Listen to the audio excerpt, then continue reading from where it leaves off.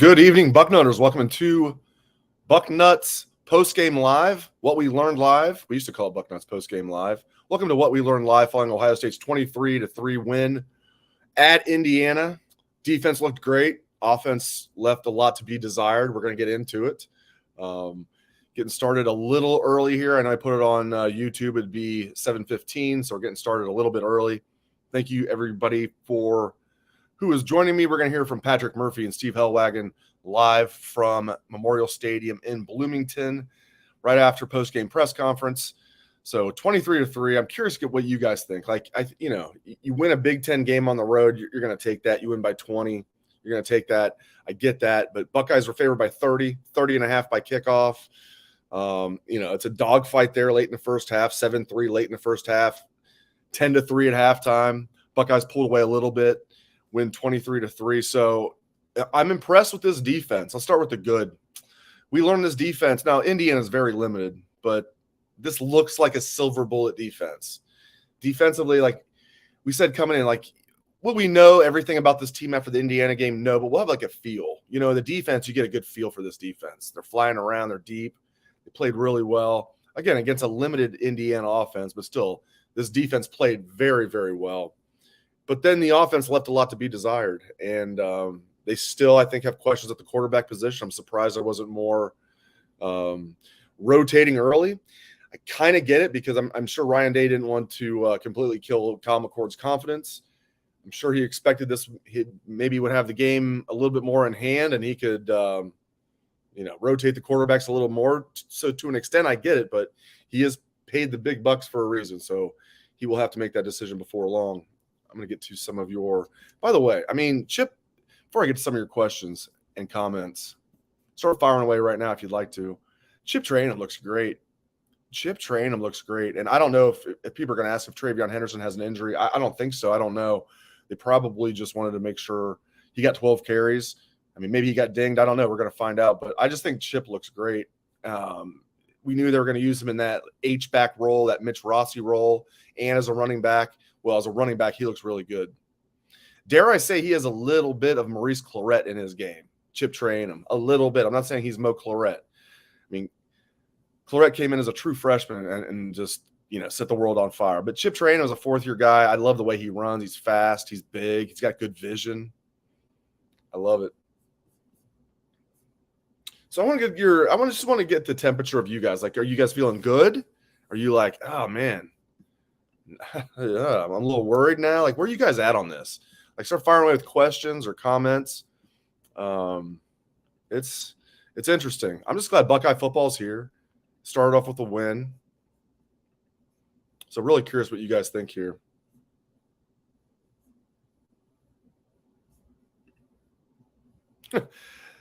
Lynn's Breezy is very worried. Yeah, I hear you. Sue is concerned. I'm getting a lot of concerned. Getting a lot of that. Colorado might be better, says Debo on YouTube.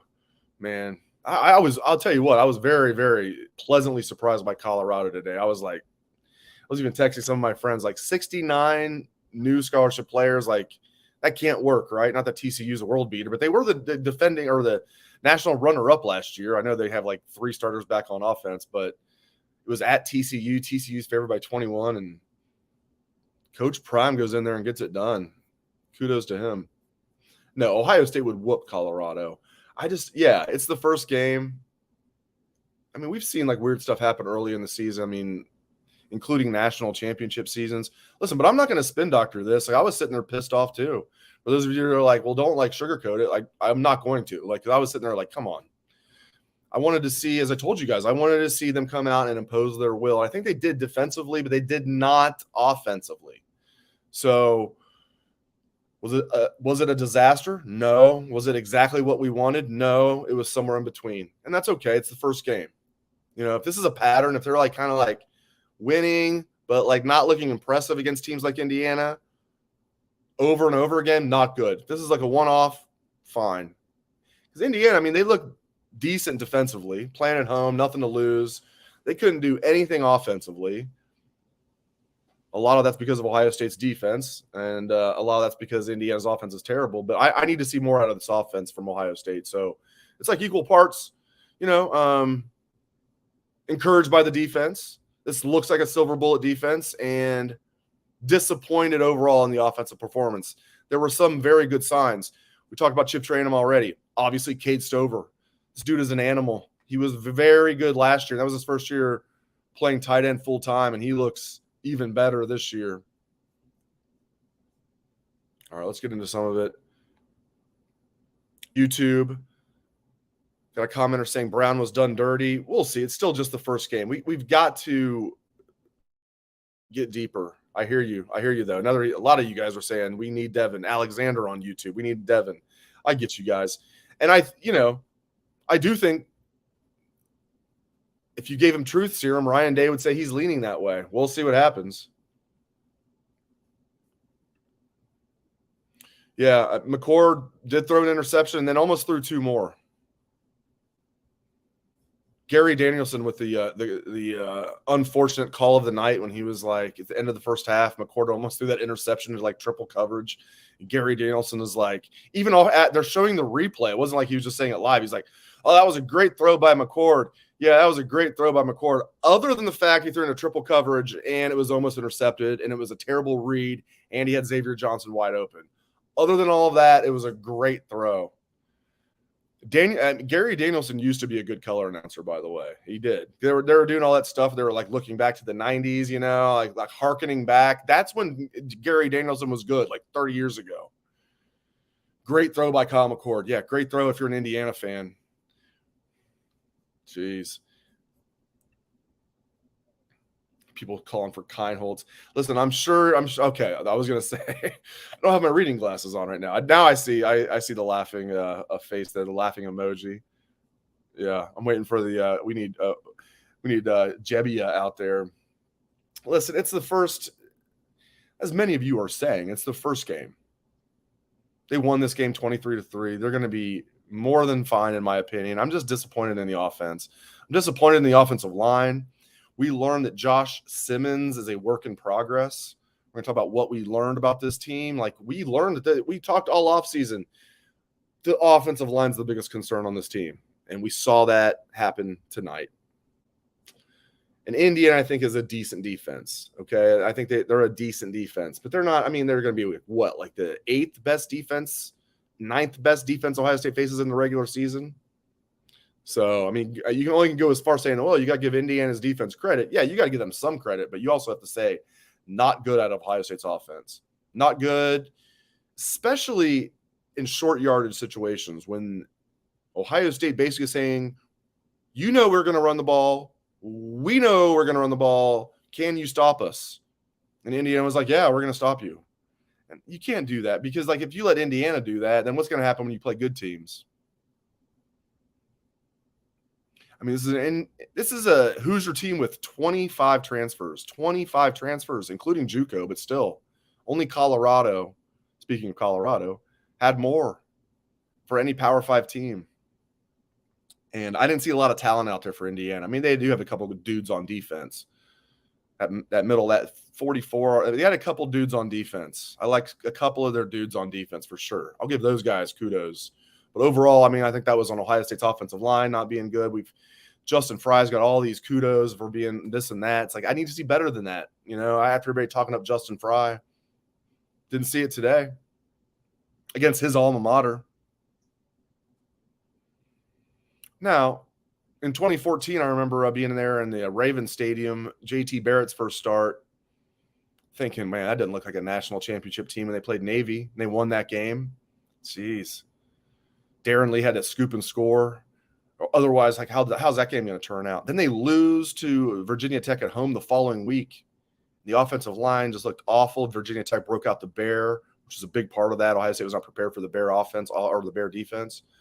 And you're sitting there thinking, well, hopefully they can just beat Michigan now because obviously there's no chance at the national championship. And that offensive line got better and better and better and better and better. So we'll see.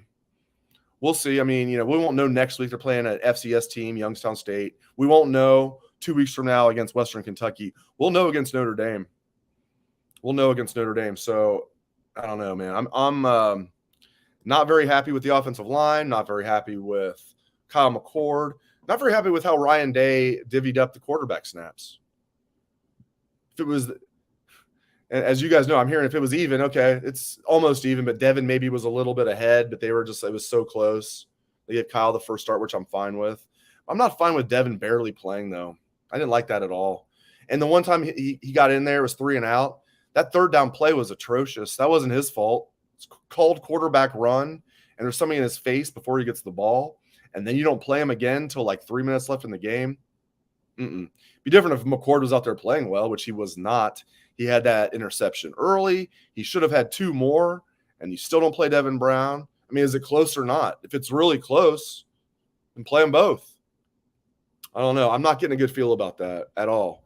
This is not JV high school football. We're not worried about people's feelings. This is Ohio State football. Ryan Day is getting paid $9 million a year. Figure this out. A 2-quarterback system cannot work.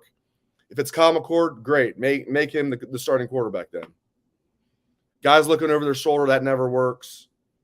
Figure this out. This is not JV high school football. Even then, even in JV high school football, I'd be pissed off if they're doing a 2-quarterback system. And this wasn't even a 2-quarterback system. This was Kyle McCord out there basically looking over his shoulder and not playing well for most of the game.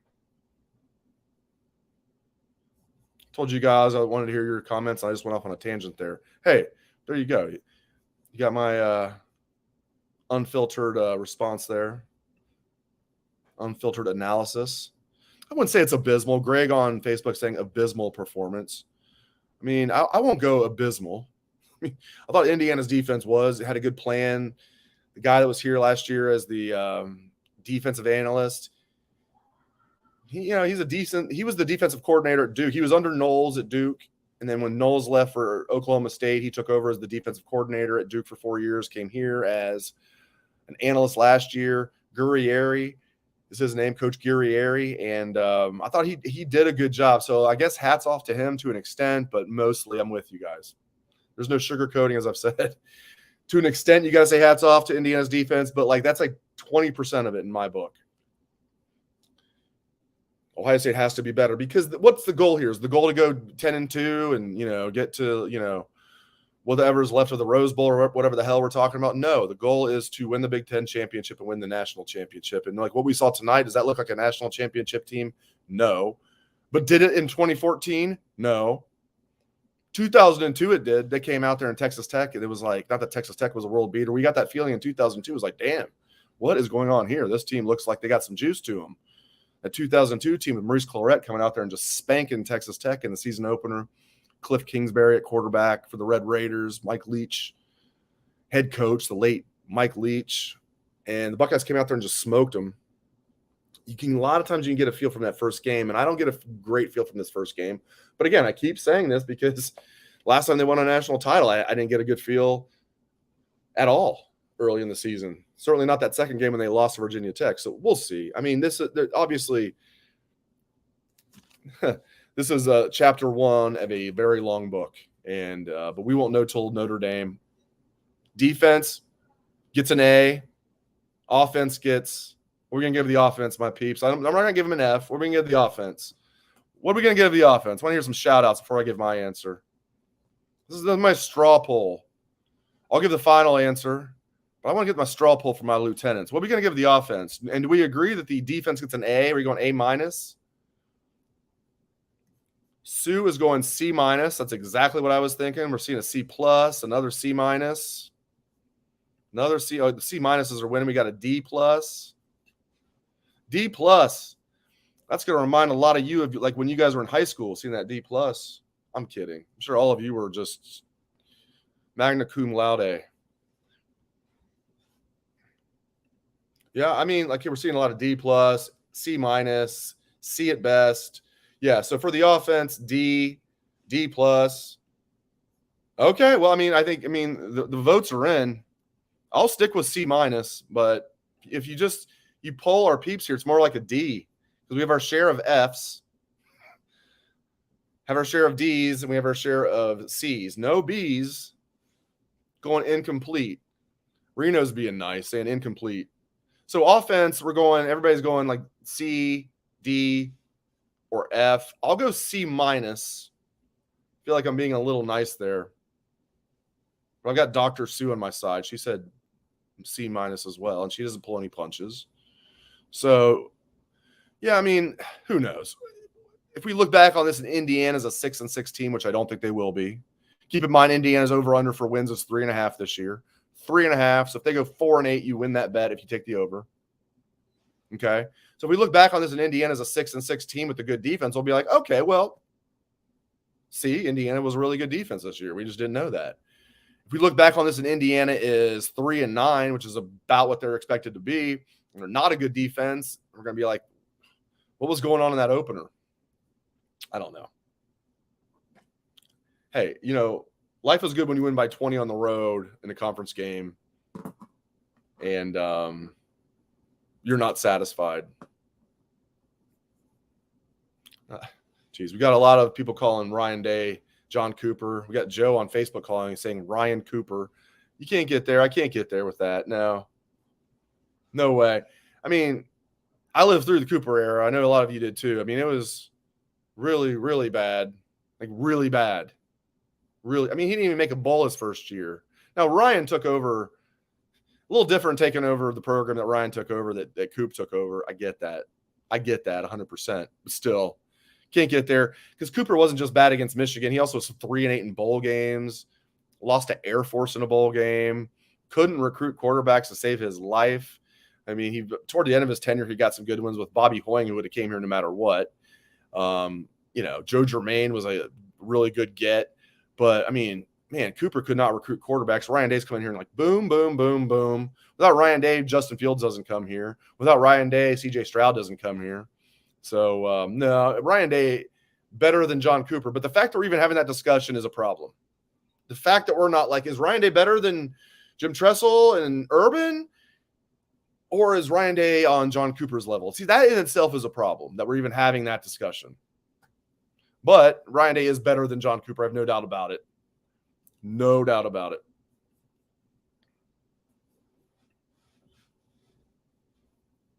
Yeah, I mean, we have a lot of people saying this corporate big shot, basically saying the defense, Ohio State's defense controlled the game and the offense didn't. Yeah, I totally agree.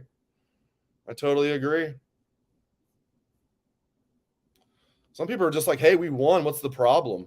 I'm not going to put that out there because we might have some kids listening, Douglas, but I hear you. It's like, we just won. That's it, right? Just listen, in college, really, I mean, that's all that matters if we look back on this. If they take care of business, it won't matter. If they win in Ann Arbor, they, beat Penn State, beat Notre Dame. I'm going in like reverse order here. Those are like the three big games at Wisconsin, obviously, although we'll see. Wisconsin looked okay today. They pulled away late. But yeah, if they go up to the team up north and take care of business and they're sitting there at 12-0, we look back on this, they beat Indiana 23-3, blip on the radar. If we look back on this and the offense is sputtering all season, this will have been our first warning sign. To be determined. I'm going to be optimistic and say first game of the year, Indiana playing at home, playing with nothing to lose. Ohio State coming out there kind of just feeling the game out. I think we're going to look back on this as a blip on the radar offensively. We all agree, very good showing by the defense. How are we going to look back on this offensive performance? Blip on the radar because we know it wasn't a good offensive performance. Is this forecasting trouble? Or is this just like, they're all right. They did what they needed to do to win this game. They didn't play great, but Indiana had a decent defensive performance. Good coaching, good playing by Indiana's defense, a better defense maybe than people thought. We shall see. I'm going to go with the latter. I'm going to go with maybe Indiana's defense is a little better than we thought. And Ohio State kind of feeling things out that first game, still unsettled at the quarterback position. Because let's get into this. I do not think Ryan Day is going to have a two-quarterback system all year. Even though today really wasn't a two-quarterback system. You kind of felt like the whole game. It was like we're all wondering, like, is Devin going in? Is Devin going in? Is Kyle staying in? Is Devin going in? Is Kyle staying in? Is Devin going in? Is Kyle staying in? So, like, that can't go on, in my estimation, and it won't. I don't think Coach Day wants that. Even though today it wasn't what we all thought it would be, probably including Coach Day himself. I don't think he wants that. I think we're going to see it probably next week. But I think Devin Brown's going to play a lot more next week. Hopefully this isn't like a 7-point game at halftime against Youngstown State next week. I've been saying by week 3 they'll know who their guy is. Maybe now it won't be until the Notre Dame game. I hope they know before then. I'd like to go into that Western Kentucky game knowing this is our guy. You're Ryan Day. You've watched these guys. You've watched Kyle McCord for 3 years. You've watched Devin Brown for 2 years. You've seen everything in practice that people haven't seen. You chart everything, as you say, in practice. You've seen Kyle McCord now start 2 football games at the collegiate level, once his freshman year and once today. You've seen Devin Brown. You've seen everything that they've done. You're going to see them next week. By week 3, Ryan Day needs to know who his guy is. I believe with my heart he knows right now who his guy is. But by week 3, everybody needs to know who his guy is, in my opinion. Week 4 at the latest. But again, I mean, I want to know. I don't want to go to that Notre Dame game, but that's the first time that you know who your guy is. Like, I just feel like, come on, all this stuff that you've charted, 3 years with McCord, 2 years with Brown, everything in practice, the limited time in games, make a decision. 2 quarterback systems do not work. We're not talking about Florida in 06. That's not a real 2 quarterback system when Tim Tebow was a glorified fullback. I know, not breaking news to you guys. I mean, we got to pick a guy and go with him. Yeah, and the short yardage, again, it leaves a lot to be desired. We have Reed. Yeah, again, I mean, C.J. Stroud didn't look like C.J. Stroud his first game in Minnesota. People were calling for true freshman Kyle McCord then, ironically. Yeah, I get that. That's why I want to see more. I'm not sounding any alarms here. In fact, with quarterbacks, I am still convinced quarterback's going to be just fine this year, more than just fine, whether it's McCord. I thought McCord was shaky today, or Brown. I think eventually, and McCord had his moments too, where I thought he threw a couple dimes in there as well. Had a good run early too. But the offensive line to me is that would be my biggest concern right now. It's not quarterback, it's not this or that. It's the offensive line. Josh Simmons at left tackle. I kept saying if you tell me Josh Simmons is going to be a good left tackle, everything else is going to fall into place. Well, I don't know if Josh Simmons is a good left tackle, starting left tackle at this level. I don't know about it. Yeah, we learned nothing about Brown. As Big Boom says on YouTube, we learned nothing about Brown. Yeah, what did we learn? We learned nothing about Devin Brown. The one time he got a chance to run, as I said earlier, was a terrible play call, or a great play by Indiana. Pick your sauce there. And then he doesn't get a chance to play until like 3 minutes left in the game. I thought you had to at least get him another chance. Yeah, and as Sue points out, I think another thing we learned, Dallin Hayden is 4th on this depth chart, and it's not close. Travion, Chip Trayanum, Mayan Williams, in whatever order. I mean, you can tell those are the 3 guys that are in the mix when the game's on the line. It seems like Mayan's number 3. Mayan's like that goal line back. But I thought Chip looked the best of the 3. And then Dallin Hayden is that number 4 guy right now. I think from what I'm hearing, Evan Pryor could play right now. But on a pitch count, if you got 4 other healthy backs that you like, why risk it with Evan Pryor coming off that torn patellar tendon from last year? Wait as long as you can with number 21 before you unleash him. Now, if he needed to play, he could. But again, you got 4 healthy guys. And even with those guys, Dallin Hayden's barely getting on the field, as we're talking about. So we're better with Chip and Chop. This is Buckeye MoFlo on YouTube. Yeah, I'm not going to throw Travion. I thought Travion was okay. I mean, again, I mean, the offensive line needs to be better. We'll see. We've had a lot of people asking, Ryan called game. I think it means, did Ryan Day call the game? We have Joe on YouTube. Yeah, Ryan said he was going to call the game. Brian Hartline's not calling the game yet. Ryan Day is still calling the game, which is no surprise. Yeah, I got you, Joe. He said, think. Yep, I got you. I do. I know. I don't think. I know Ryan Day called the game. I mean, that's not through sources. That's through Ryan Day. He said that. So, yeah, I know you guys can't listen to everything. It's my job. I have to listen to everything during the week. I know you guys can't listen to everything. But, yeah, Ryan Day said he was going to call the game. Yeah, let's get positive. Scott on Facebook saying Jaden Fielding looked good. He did look good. Getting a lot of Chip Trayanum love. You can see why. Oh, thank you for bringing this up. Josh Proctor starting. That was a surprise. I did think Malik Hartford looked better than Proctor. I don't think we saw Jahad Carter. He must still be banged up. I'll have to go back. I recorded the game. Let's go back and look. I don't think we saw Jahad Carter. I wrote down a few times. Proctor was in my notes a lot. So it was like Proctor started. Proctor, great play for the tackle for loss. Oh, Proctor looking like old school Proctor. They're taking a bad angle and allowing this guy to get a first down. It was a little bit of the whole entire Josh Proctor experience there. Like you're surprised he's starting. You're surprised he made a hell of a play. You're not really that surprised that he then gave up a first down he like bit on some juke move. He had inside help. All he's got to do is make sure that guy can't get outside. He couldn't do it. He's late. I thought Malik Hartford looked good, my friends. Living up to the hype. Jim Jackson on Facebook. I don't think it's that Jim Jackson. He goes by Jimmy if you're nasty. Jimmy Jackson. Is CJ Hicks going to get any play? Says Jim Jackson on Facebook. Yeah, I mean, he played some tonight. I think he's going to play more than he did. I think he's going to rotate in there. Steele's the starter there. Again, this is another thing.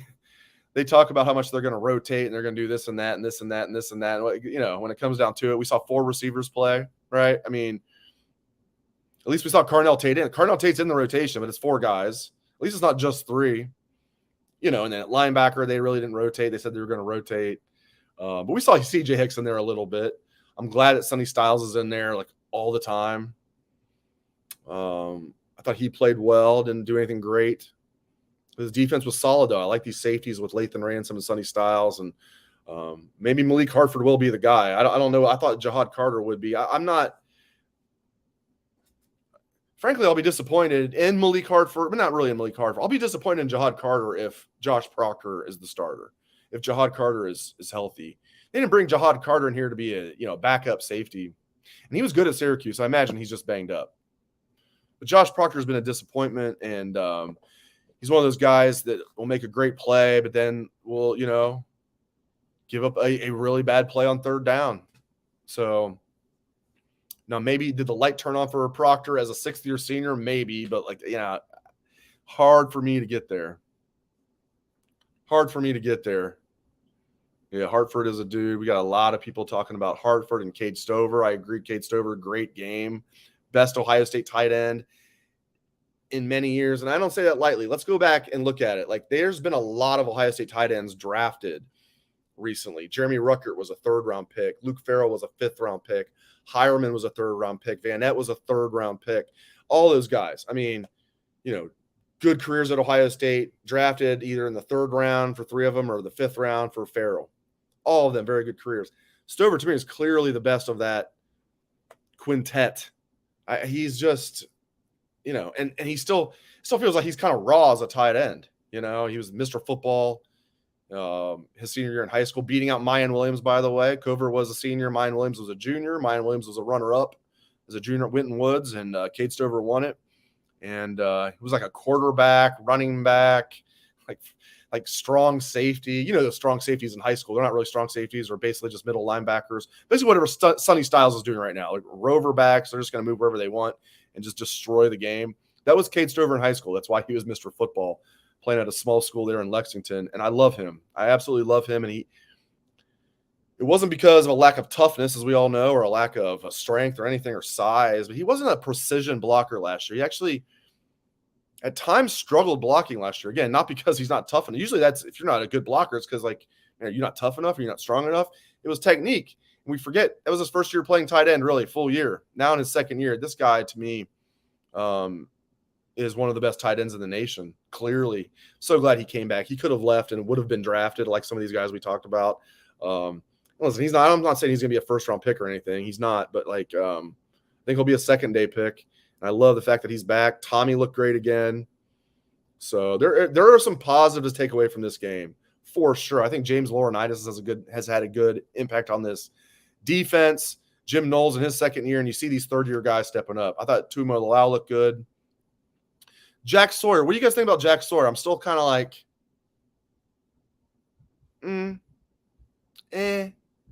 good, but and then sometimes it's like, I'm not sure, like average. And it's like, that he flashed there, and it's like, Where you guys at with Jack Sawyer? Let's get a little let's get a little straw pull on Jack Sawyer. Where are we at with Jack Sawyer? So I think Mike Hall looked good. You know, I thought Tuimoloau looked good. Jack Sawyer, I don't know, man. I don't know. Looks like you guys agree on Jack. Not to pick on him, but I think Jack would be okay with this. These guys are basically pro athletes now anyway. A lot of these guys are, including Jack himself, are making six figures with car deals. So this is not like it used to be. Hey, come on. These are amateur athletes. These guys are like getting paid like six figures and getting nice cars. I love Jack Sawyer, and I'm rooting for him, but I think we can be real. If he was tearing it up, we'd be like, we love Jack Sawyer. He's the man. He's Joey Bosa. He's not that, though. This is his third year, and it's like he's okay. I can't get to bust. Some people are saying bust. I can't get there. Like I want to see more out of him.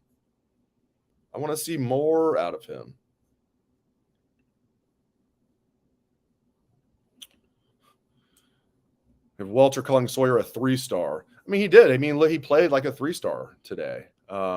Mark saying Zach Harrison 2.0. Now I feel bad for saying this. All right, let's move on. Now I feel bad for bringing that up. Didn't mean to like completely trash the kid. He'll be all right. He just needs to bring it more. Sometimes it feels like he's like too cautious. He's kind of just come bring it, man. That's why you're a 5-star recruit. Thought of as like the best defensive end in the country, or number 2 defensive end behind JT. Bring it.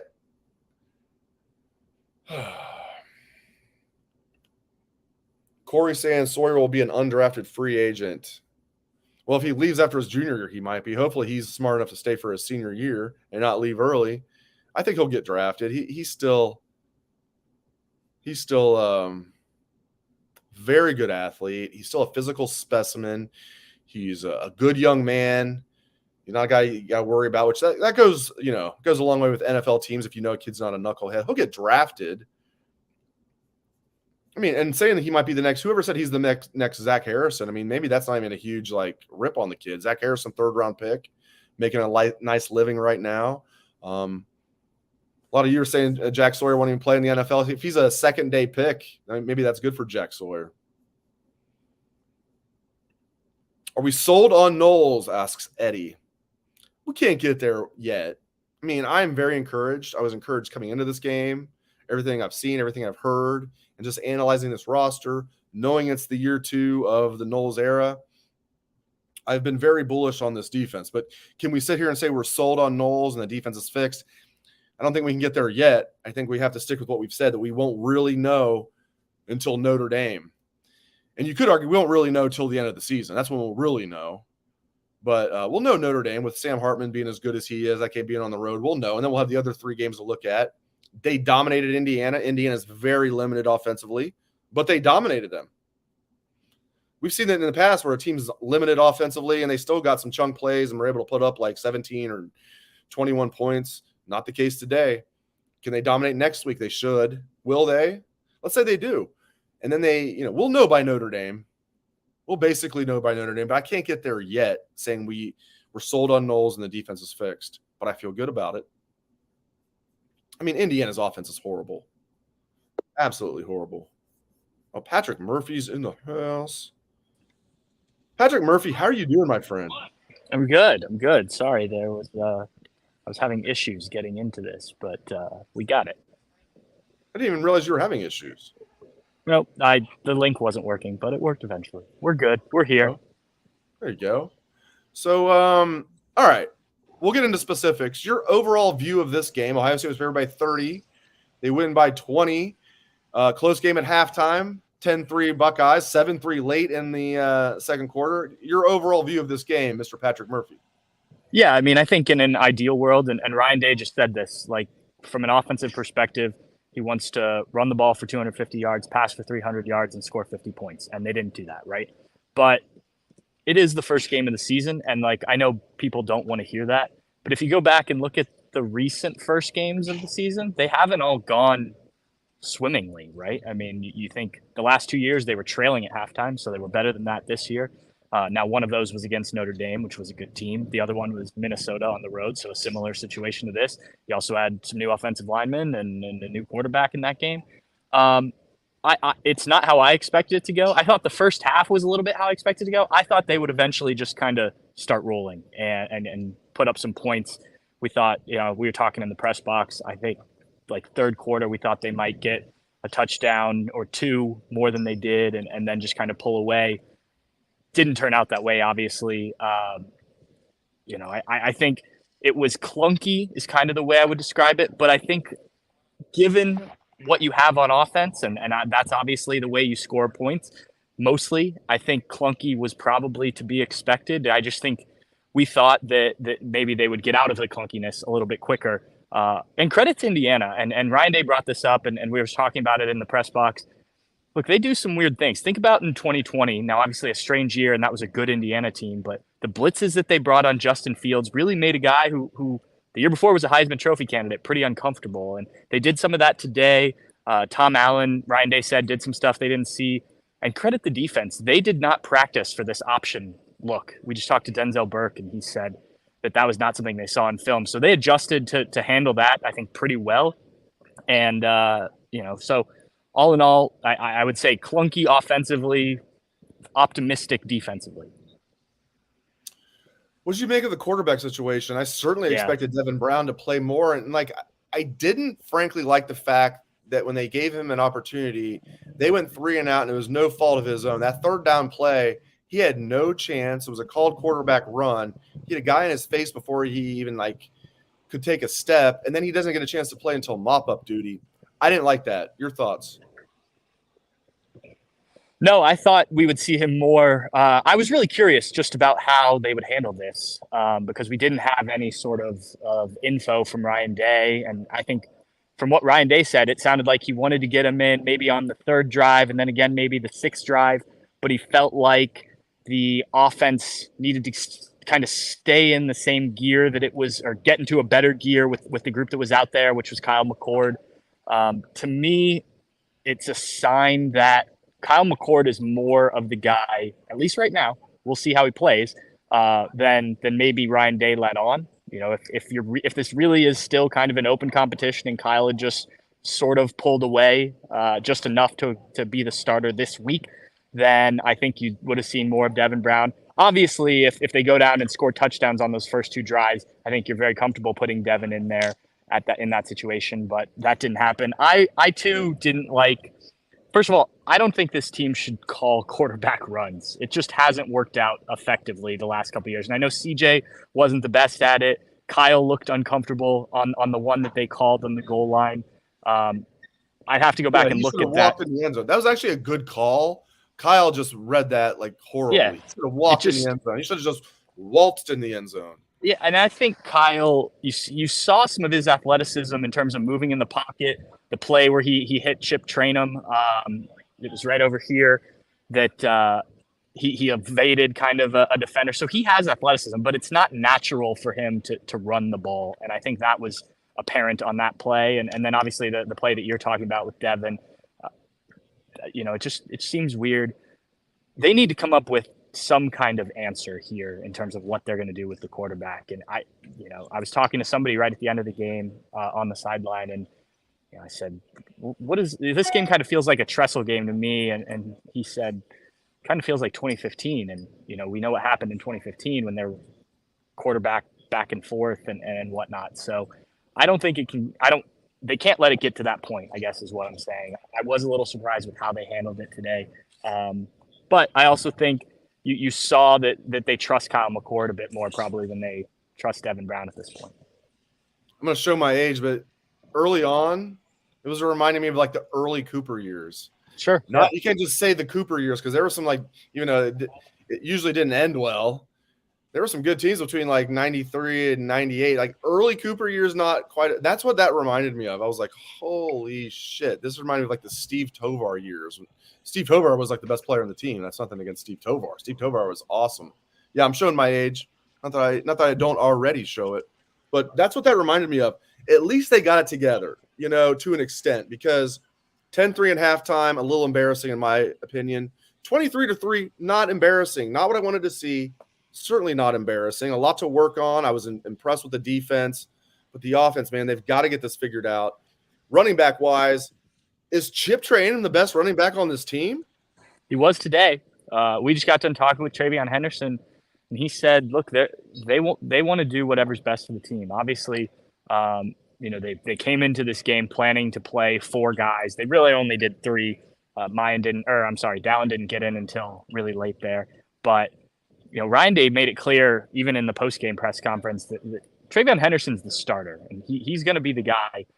But these other guys are going to play, and look, Chip got into a rhythm today, right? And I think it was good to see that when one guy who wasn't the guy that maybe they anticipated being the workload back got into rhythm, they stuck with him. And Ryan Day did talk about how it was really hot out here, and they wanted to get other guys in and whatnot. And Travion had more of the workload in the first half, which it was hot out here. The sun has gone down behind the stadium now, but when we were down here pregame, I just was standing and dripping in sweat standing on this turf. So no doubt about that. But yeah, I think I'm going to closely watch how these carries get distributed throughout the year, assuming everyone else is healthy.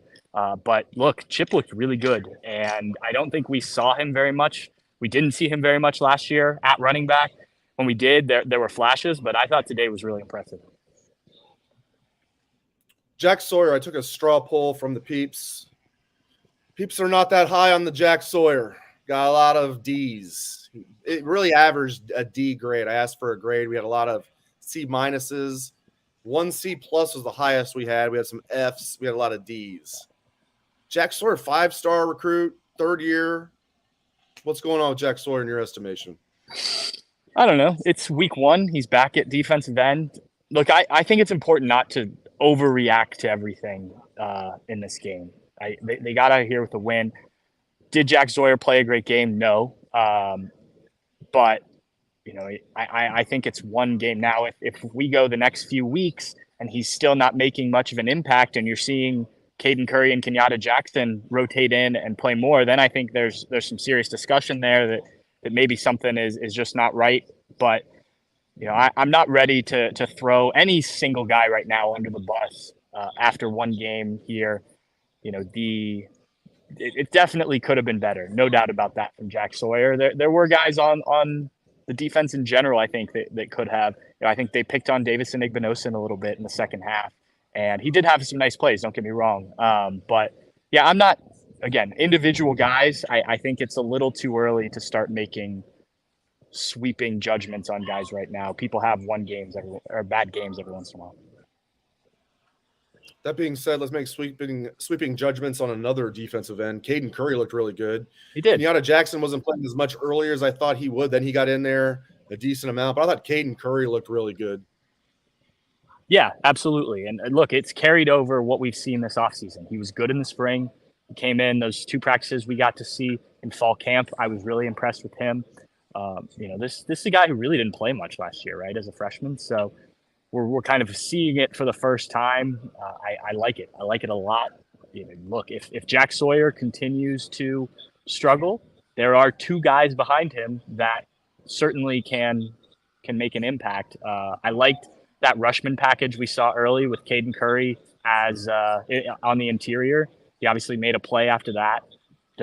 I think they can do some things with this group of defensive ends, and you're going to need Jack Sawyer at some point, right? I think you certainly are. And I think he's too talented to not get it figured out.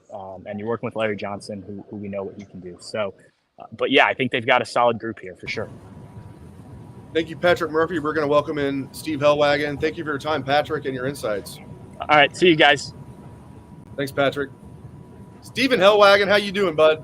I'm doing good, Dave. What's going on?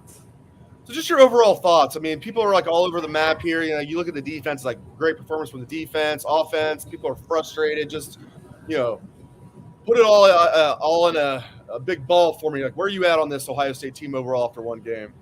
Yeah, I don't want to make excuses for anybody. I think that 23-3 is not what I think anybody thought this was going to end up. I'm not saying that they figured to come out here and just blow this team out of the water or anything like that. I think there were a lot of unknowns because Indiana has so many new players on both sides of the ball, the transfer portal.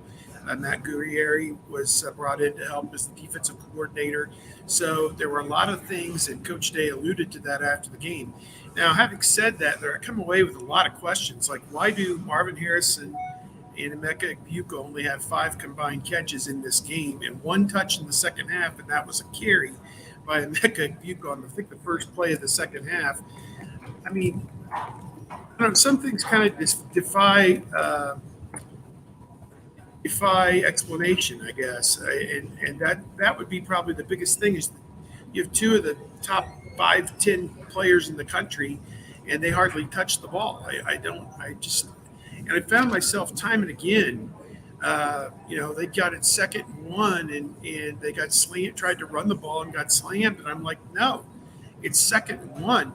That's a freewheeling down. That's when you get that ball into Marvin and, let something happen. I think the new offensive line has got plenty to work on, obviously. They're going to go back to the drawing board after this.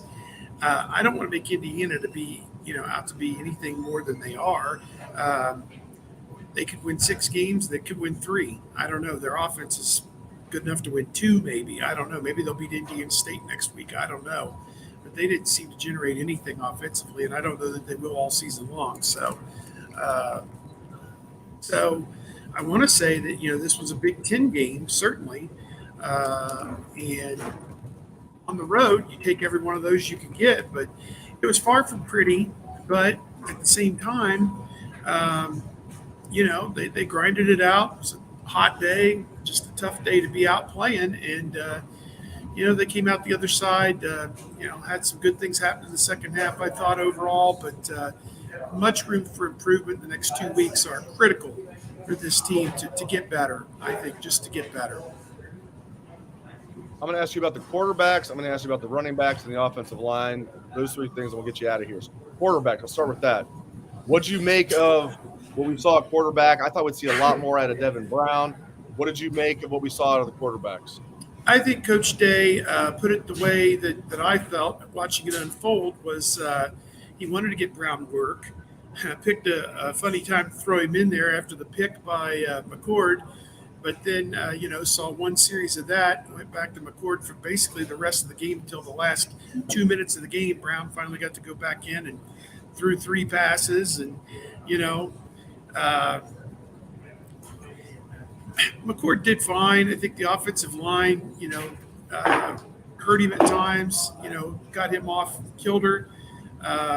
He made a couple good throws. The throw to Stover down the middle was, a big play in this game, a 50-yard play that flipped the field position and got him, points, etc. So that was huge. Unfortunately, they took his touchdown off the board. Marvin Harrison did run out of bounds without being chucked out of bounds, basically, and that was the right call on that. So, man, just a hard day. I mean, I don't know. They didn't play good in the opener last year against Notre Dame. I don't know what to attribute that to, why they're not peaking on the night or the day of the first game, why all the 8 months of, 70-hour-a-week training that they do didn't culminate in, a peak performance on day one. They just, I don't know, they didn't have it today for whatever reason. And, there are some lessons to be learned from this. And some of that rubbed off on McCord, I think, a little bit. But when they needed him, he made the throws they needed to make. And, I would put it at probably a B minus performance by him. I mean, the running play at the 4-yard line, I mean, he cuts right off that block by Chip Trianum. It's a touchdown. And he didn't see it. And what can you do? He ran to contact. And, that happens. So, he can get better. He will get better off of this, I don't doubt. Running backs. Is Chip Trayanum the best running back on this team? Well, today he was. Forward. What do you see out of running backs going forward? And the problem is he's also their best fullback. So I thought that was a neat wrinkle. G. Scott playing the H-back, the wing back, and blocking, in some situations. And then Trianum as the fullback came in for that Mayan Williams touchdown. But Trianum in the second half, when they needed a spark and they needed somebody to run like he was pissed off, that's what Chip Trianum did. and that paid huge dividends for Ohio State in the second half. So Travion Henderson, it was a hot day. You needed a lot of guys to get through this. He started out like a house of fire, in the first series, but I don't know. I expected much more, from what I thought we would see from him today.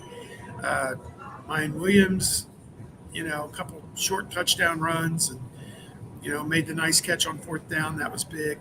I guess I would give those guys a B plus maybe.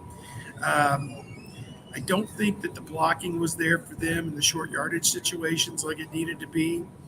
The predictability of the play calling at times just was put those guys on an island where it was four defenders on one running back and made it hard for them to get any positive yardage. So I don't know. They got a lot to work on. Coming out of this, and I think it's, to assess what you've got, figure out what you can do, get rid of what you can't do, or fix what you can't do, and get it figured out. But I think it goes back. This team can't get through a game against a good opponent and expect to beat anybody with Harrison and Abuka not touching the ball. And if they touch the ball, that drops somebody out of the box and makes running the football a lot easier. And they never established that balance on offense. And, it was like they were throwing the ball to run it today. And it just didn't, I don't know. It just didn't add up to me. I don't know. It was weird. Last thing, offensive line as promised. We'll get you out of here on this, Steve. That was my biggest disappointment. I didn't think McCord played well. I thought they were a lot too vanilla offensively, but I thought the offensive line, Josh Simmons, I don't see it. I didn't think the offensive line played well. Donovan Jackson, I've been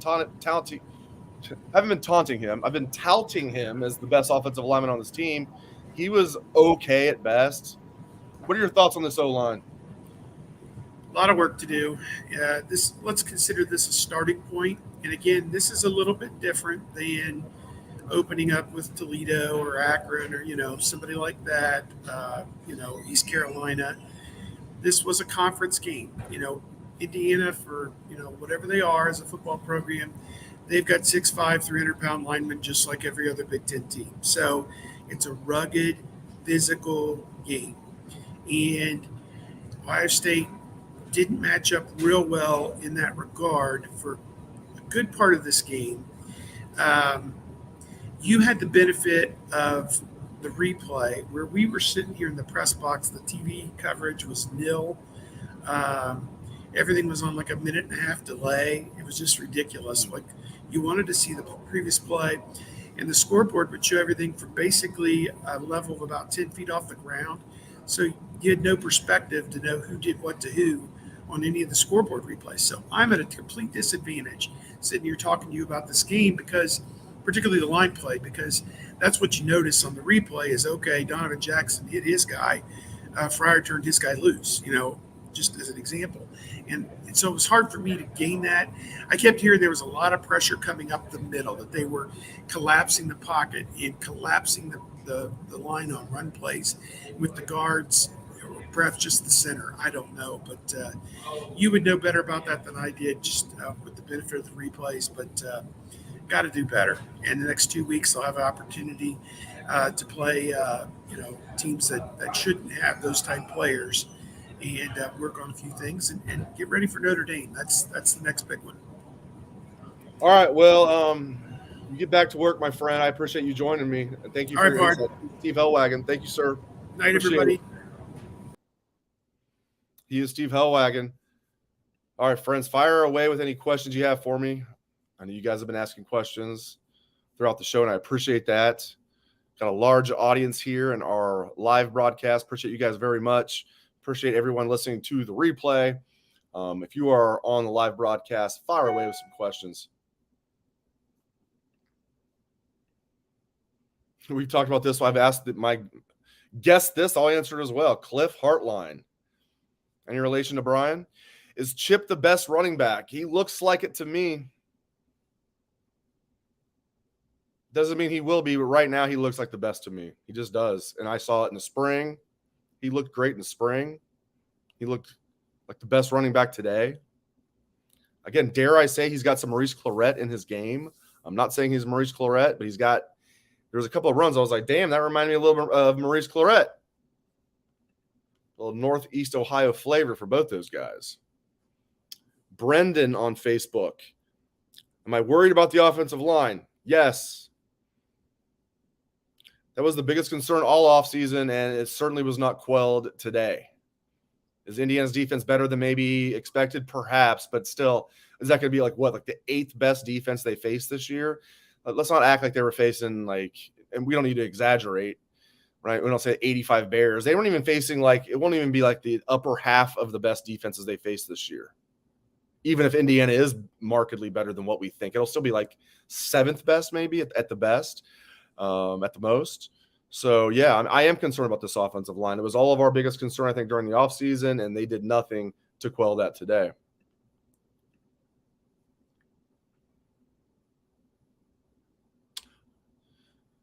C. Brown on YouTube. I should have asked Steve this because I am covering this game from the homestead. Steve and Pat were there on site. He wanted to know, do you have a sense of the team's energy on the sidelines? Looked vanilla on TV. All I'll say was I agree with you. I thought there was a lack of juice from Ohio State for most of the game. Sorry I didn't get to that question earlier. I would have liked to ask Steve if he noticed that on the sidelines, a lack of juice from the Buckeyes today. I thought early they were showing it. And then, you get in a little dogfight. And, I guess it's natural, but, geez, you're sitting there it's 7-3 late in the second quarter, and Ohio State looked like it. It just kind of looked like, damn, it's 7-3 late in the second quarter. Overall disappointing. Can't sugarcoat it. Reason to sound alarms? Not at all, in my opinion. I still am bullish on this team overall, but overall disappointing, yes. I told you guys I'd be disappointed if they didn't cover the spread, or unless it was something weird where Ohio State dominated and Indiana got some weird cover. It wasn't about covering the spread per se. It was about going out there and looking like a national championship team, going out there and making a statement. They didn't do that today. The defense did to a degree, but against a very porous Indiana offense. But, Ohio State's offense left a lot to be desired today. A lot to be desired. One game, and next week, I'm sure they're going to look great on both sides of the ball against FCS Youngstown State. This isn't Youngstown State when Jim Tressel was there and they're winning national championships. Youngstown State's now an average FCS team. They're not even one of the best FCS teams. They're an average FCS team. So we won't know anything next week. Western Kentucky can throw the ball, and that's it. They are a good passing team. They don't play defense. They can't run it. So we won't know till Notre Dame. As bad as Indiana is, they're better than the next two teams Ohio State's going to face, no question about it. So overall, I'm disappointed, but again, not sounding alarms. Let's get some more questions here.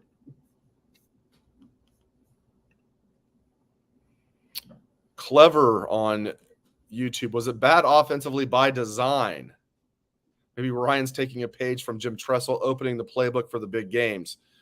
Now, Tress did save big for the Michigan game. I think other than that, Tress was just buttoned down. I won't give him – he was. Against Michigan, Tress pulled out all the stops, no doubt about it. But it wasn't like he was he just did that in big games. He was pretty much vanilla until the Michigan game. No, I don't think that had anything to do with it. I think Ryan's probably – I haven't heard the press conference, but it sounds like he was trying to be upbeat. I'm going to go back and watch it after the show here. Of course, he's not going to say exactly what he's thinking if he's disappointed. How is he not disappointed, though, if you're Ryan Day? How are you not disappointed? You got to be disappointed. Your quarterback threw an interception. Horrible, horrible, horrible. It was exactly what they teach quarterbacks not to do. Throwing across your body late over the middle. It was that was exactly what you don't want to do. Interception, common cord. And then he should have had two more, or could have. You say should have, could have, probably should have had two more interceptions. Ryan Day's got to be disappointed. They should have walked out of there winning that game 40-3, not 23-3. You win that game 40-3, everybody's feeling good. Defense is feeling good. They're feeling good right now anyway. Offense is feeling good. Right now the offense is geez. Man, is our third string running back our best running back? I guess Chip was actually the second guy in there. What's going on with this offensive line? we still don't have a quarterback. They still don't have a quarterback. They don't know who their quarterback is. Man, I don't know. It was fun seeing Buckeye football today. And we're going to see Buckeye football every Saturday from now on, except for the off week for the next 11 weeks, and hopefully the Big Ten championship game after that. So I'm going to get some last-minute questions in here. Jay says we better win by 40 next week. I mean, at the least, right? Playing Youngstown State. They were favored by 30 today. I don't know if they'll put the game on the board next week. They'll be favored by more than 40 against Youngstown State. They better win by 50 next week. Somebody's telling me not to throw in the towel yet. Yeah, I think I pretty much said that. I still am bullish on this team. Chris on YouTube saying, one game, Dave. Don't throw in the towel yet. Yeah, no one's throwing in the towel, Chris. But you got to call a spade, right? If they won this game 70-0, they look like a juggernaut. I'd be talking about that. They won this game 23-3. They did not look like a juggernaut. Again, as you said, one game. Don't throw in the towel. That's right. Blow it off and act like it's nothing. No, you can't do that, Chris. You can't do that because that's how things happen. Like, oh, we're all right. There's no problem here. And then you get smacked when you play a good team. Okay. So you can't throw in the towel, but you also can't just blow it off.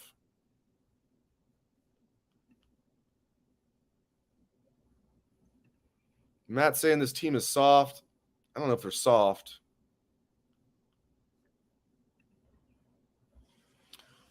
Lynn says she loves how honest I am. If I was on here lying to you guys, that'd be a problem. I mean, I love the Buckeyes. I mean, of course I'm going to be honest with you. I love that you love that I'm honest with you, but man, I would be weird if I was lying to you. I'm gonna always shoot you guys straight. You guys know that about me.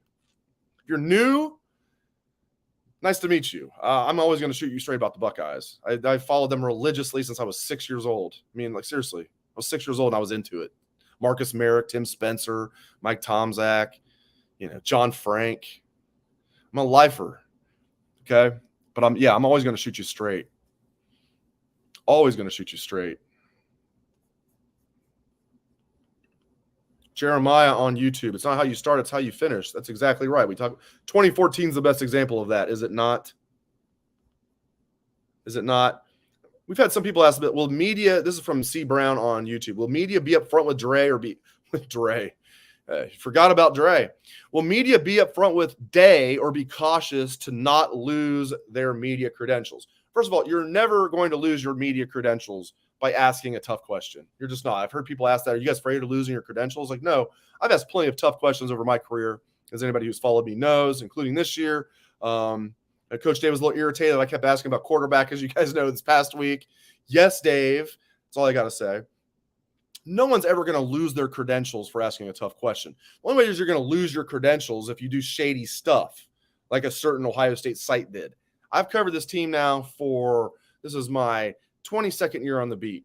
Only one time has anybody ever lost their credentials, and that's because they did something really shady, super shady, slim shady. Speaking of Dre, I mean, and forgot about Dre, the shadiest as you can imagine. That's the only way you're going to lose your credentials, okay?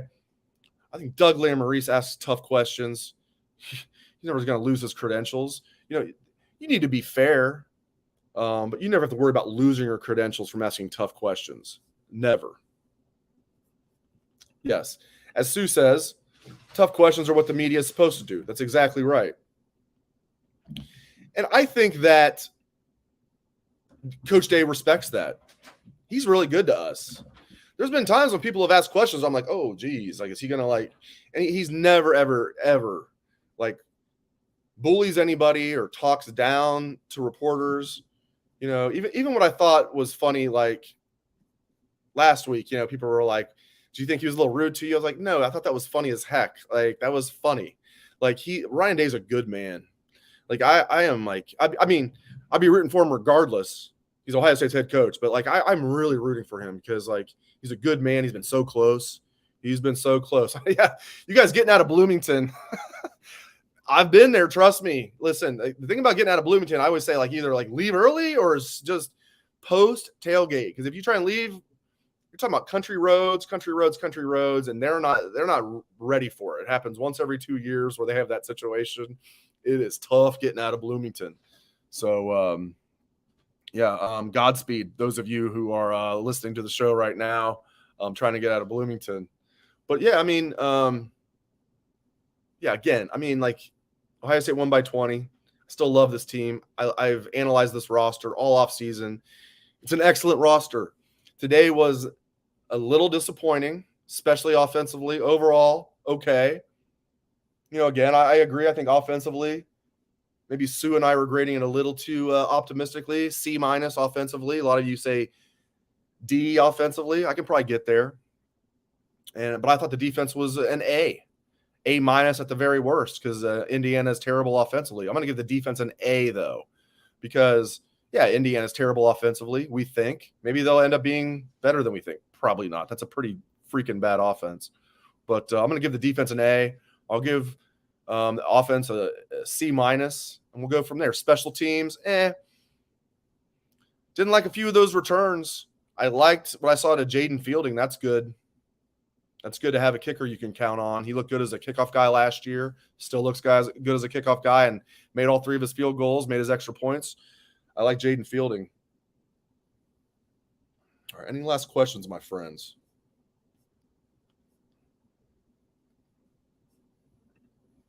Eric says, Coach Day's a good man and a good coach. It does feel like he is feeling the pressure a bit. What's interesting? Like, I think I'm going to ask him about this. It's like he talked about this ad nauseum, and I loved it going into the Georgia game last year. Basically admitting, even though he didn't put it in these terms, like we were played too tight against Michigan. I'm paraphrasing here. Because he said, here's exactly what he said. He said, going into the Georgia game, we can never play tight again. We've got to play with nothing to lose. We've got to be aggressive. This and this.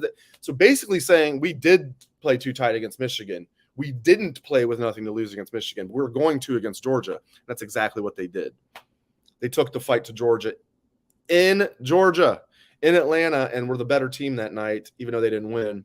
I guess until the last 3 plays, Day was super aggressive. But then you got that same feeling today. They're like, this is exactly what you said you were never going to do again. Play cautious. I don't know. We'll see. All right, my friends, I'm going to wrap this up. I really appreciate you guys joining me. Buckeyes are 1-0. Go 2-0 next week, and we'll see. I'll be with you after every game this season, what we learned live. Appreciate all you guys in the live audience, your questions, your comments. Thank you, everybody listening to the podcast-only version. Appreciate all of our listeners. Thanks very much. Hope everyone has a great rest of your holiday weekend.